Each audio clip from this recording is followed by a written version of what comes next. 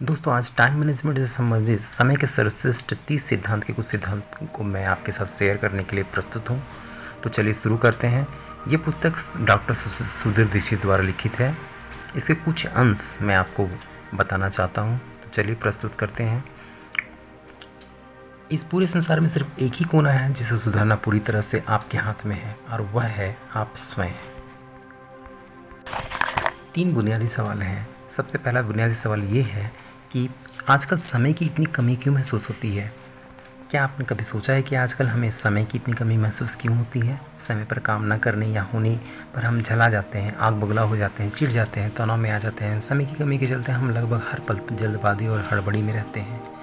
इस चक्कर में हमारा ब्लड प्रेशर बढ़ जाता है, लोगों के सामने हमारे संबंध खराब हो जाते हैं, हमारा मानसिक संतुलन गड़बड़ा जाता है और कई बार तो दुर्घटना भी हो जाती है।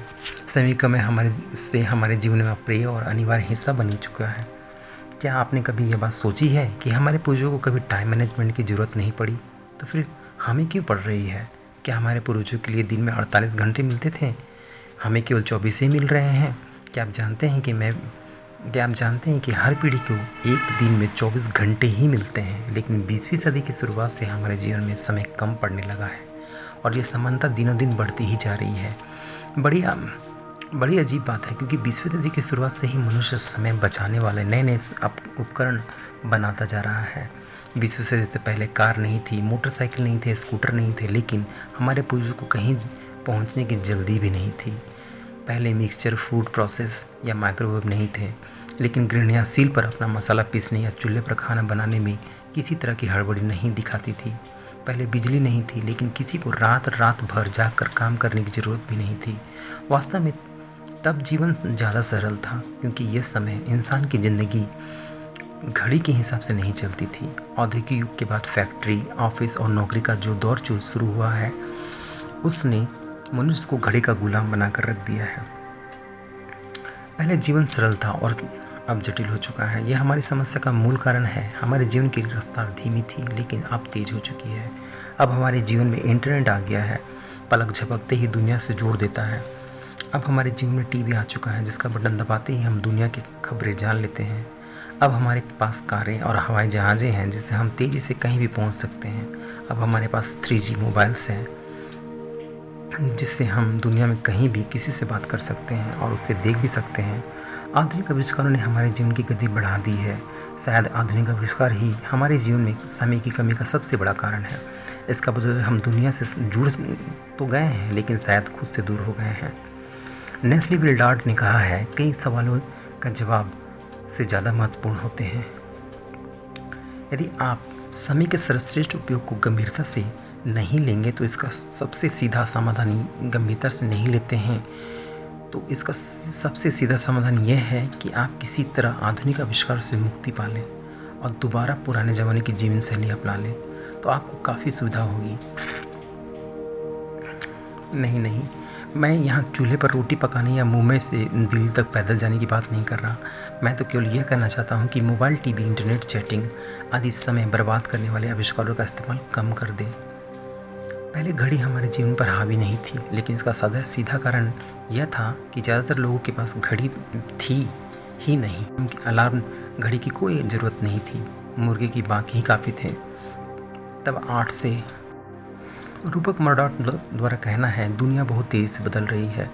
अब बड़े छोटे को नहीं हराएंगे, अब तो तेज़ धीमे को हराएंगे।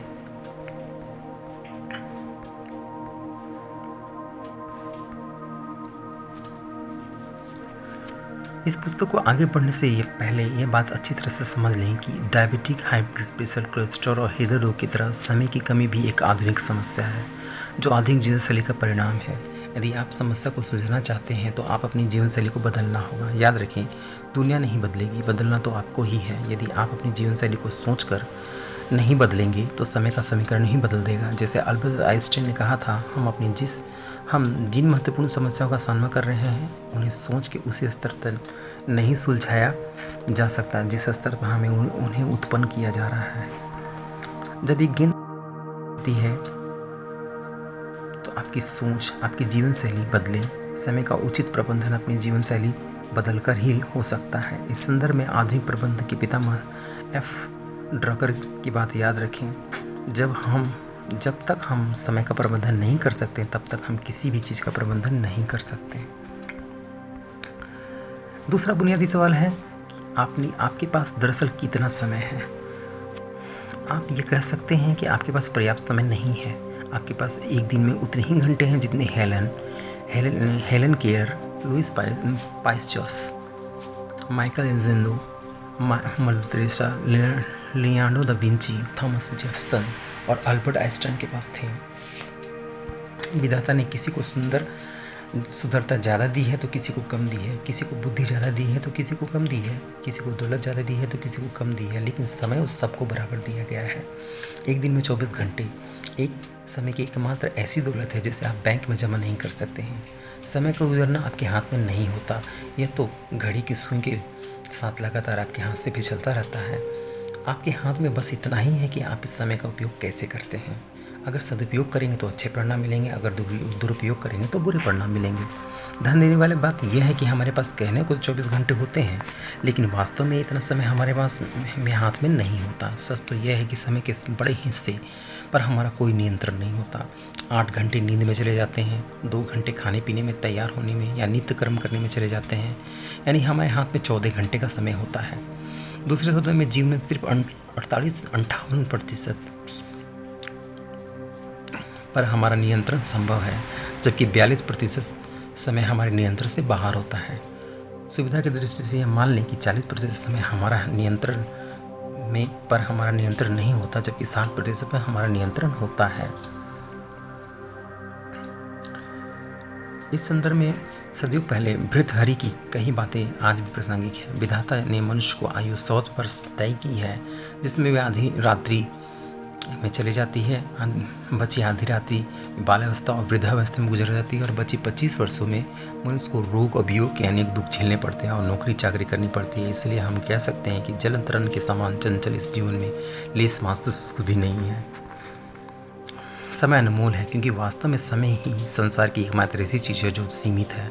अगर आप दौलत गंवा देते हैं तो दोबारा कमा लेते हैं, घर गंवा देते हैं तो दोबारा पा सकते हैं, लेकिन अगर आप समय गंवा देते हैं तो आप वही समय दोबारा नहीं मिल सकता। हमारे पास जीवन में बहुत कम समय है और यह समय सीमित है।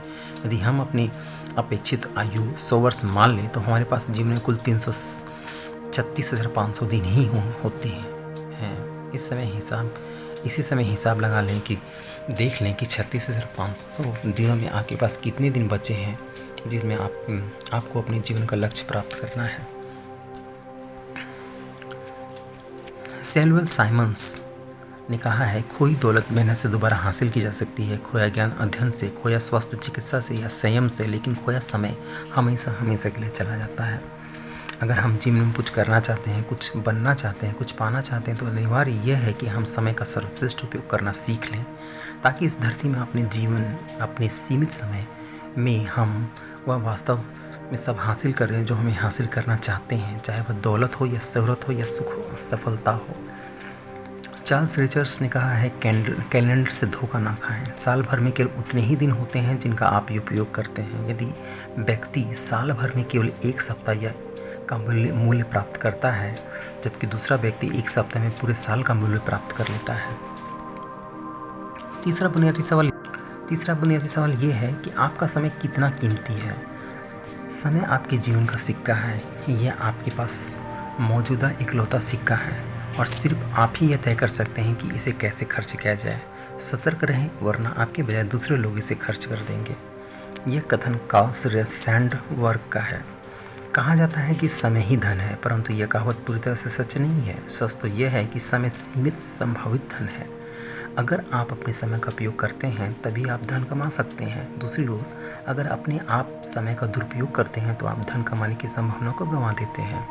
क्या आप ठीक जानते हैं कि आपका समय कितना कीमती है? अगर नहीं जानते तो नीचे दिए फॉर्मूले का प्रयोग करके आप जान सकते हैं।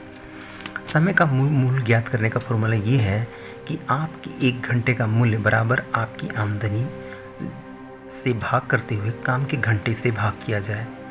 अगर आपकी आमदनी काम के घंटे से भाग देने से आप जान जाएंगे कि आपके 1 घंटे में किस समय का वर्तमान मूल्य क्या है। मान लें कि हर महीने आपको 20,000 रुपये कमाते हैं और इसके लिए आप 25 दिन में 8 घंटे काम करते हैं, यानी आप कुल मिला के 200 घंटे काम करते हैं। इस स्थिति में आप 1 घंटे का मूल्यांकन 20,000 आमदनी बटे 200 काम के घंटे बराबर 100 रुपया। इस उदाहरण से यदि आप एक रोज़ 1 घंटे का समय बर्बाद करते हैं तो आपको हर दिन 100 रुपये का नुकसान हो रहा है, यानी एक साल में 36,000 रुपये का।